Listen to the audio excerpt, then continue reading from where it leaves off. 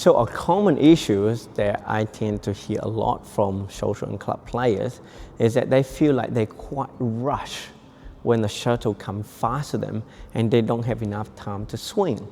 So while people getting ready, either here for singles or back there for double, as the shuttle come, let's say here, they don't have enough time to swing.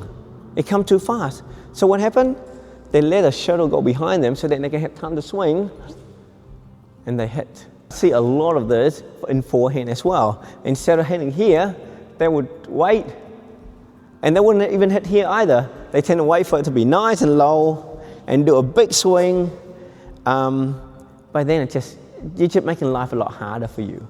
Now you're further at the back of the court, you got to really push yourself going forward, and it's just harder to control, harder to hit, and take more work to get back into center and get ready for the next shot. This happens a lot in social and clubs level. So why do people leave the shuttle later? One is that what I just said.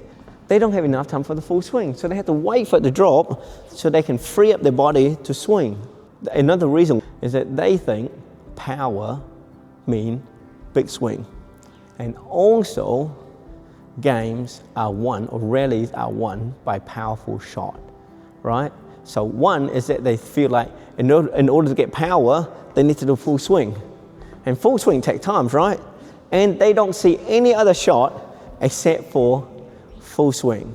So in this video, I want to teach you the principle of what I call meet the shuttle, where you actually want to meet the shuttle. And so I'm meeting you, I'm reaching my hand out to you. I don't wait for you to come to me, right? In order to meet and greet you, I'm reaching my hand out to you to say hi. And the principle of meet the shuttle is you literally trying to reach out and greet the shuttle as early and as high as possible. So what do I mean by this? Let's take this example of the shuttle coming up back here. Rather than me wanting to hit hard and big swing, what I want to do is as the shuttle arrives, I want to bring this racket up and just meet the shuttle as early and as high as I can. So as you can see, I'm not doing any backswing or anything like that. I'm just going to bring the racket straight up. It can be in the bevel grip or backhand grip, depending on where the shuttle is. The further it is away from you, the more you need to stay in the bevel grip. The more it's closer to you, the more you can be in the thumb grip, right? So then what do you do when you meet the shuttle? Well, the idea of meeting the shuttle is that you get away from the big swing, which means now you suddenly find you can hit that shuttle way earlier and higher rather than later and lower, okay? And this principle of meeting the shuttle applies to both backhand and forehand, right? Just like backhand, forehand, you don't need to go for big swing. Just bring your racket up to meet the shuttle. So you're going to ask, I know you're going to ask this, what do I do with the shuttle now that I'm meeting the shuttle? I don't have a backswing, so I don't have power. What can I do? Well, two things. There's a lot of things you can do. First of all, soft shots are as dangerous as big shots, okay? Soft shots mean you control the height. They have to lift the shuttle when you get there. And it's also because you're meeting the shuttle so early, it doesn't take long for it to hit your racket and cross to the other side and dip down, which means you're taking time away from the opponent. The opponent will hit and go, oh, they have to come forward, right? And with this soft shot, you can either touch, straight touch, you can guide it across the net. Nice and easy, right? And because you're touching at such a nice height, you can get it drop quite nice and fast. Because if you're going to hit a drop shot back here, that's a much longer distance for the shuttle to have to travel, then the opponent will have much more time to react as well. The other thing that you can do is that finger power. If you're meeting the shuttle early, you're going to be around that mid-court area. And you're also meeting it high. So now, if your finger power is strong enough and you do it correctly, you're certainly going to find that with just a little squeeze in the tap, it's more than enough to send the shuttle to the back of the court. And you can either do a clear if you want, or you can do a little tap stick smash down, or a little push to the big court. But you're going to have a lot of options. The only thing you can't do is a big smash, but you're going to get a lot more other shots. So when you do that, there's a couple of things I want you to think about.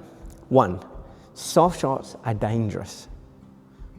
2, finger strength holds a lot of power.